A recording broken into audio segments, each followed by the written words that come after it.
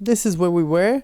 We have our nice sequence that is already quite complex because it's basically, as we said, the first sequencer driving the tempo of second row that is actually driving the tempo of the other main CV changes in the overall notes of this sequence.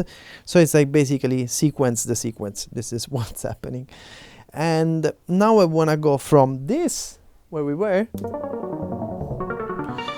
to what happens if we leave this as it is, but we start to bring the sound of this into some processing. Like, for example, the Sherman FilterBank, a very complex one, but and I never know what comes out of it, so we can look at this together.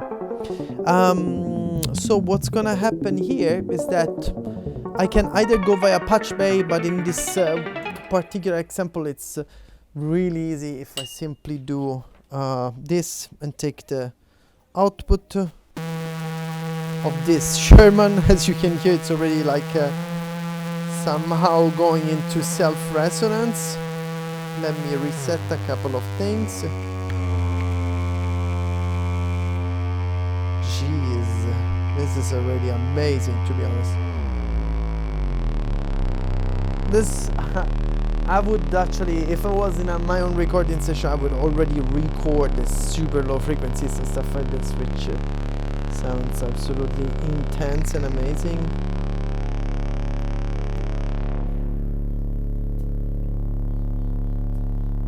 Yes, and now we try to get our synth to be inputted in there.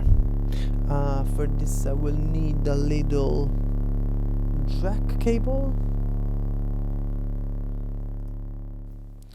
So basically what we're doing now is to, instead of going directly from the Pro 1 to Ableton, with the same sequence we have, same settings we have, I want to go through the Sherman FilterBank for some sound processing, for example, and to show you how sound processing is not just putting an effect, but it can radically change the whole thing. So I plug my Pro 1 into the signal in and the main output. So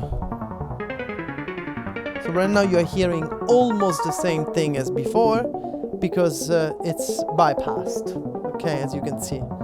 But as soon as I raise the input with some pretty steady normal settings for now and start to go towards the effect signal, you start to hear the harmonics of distortion. And I can have it halfway, so I have both dry and wet signal. I start to push in the inputs so to hear the effects. Of course, it's a distortion machine and filter bank, so the more you feed input, the more you hear the overtones and harmonics start to shape up. And then I start to simply play around with this a little bit.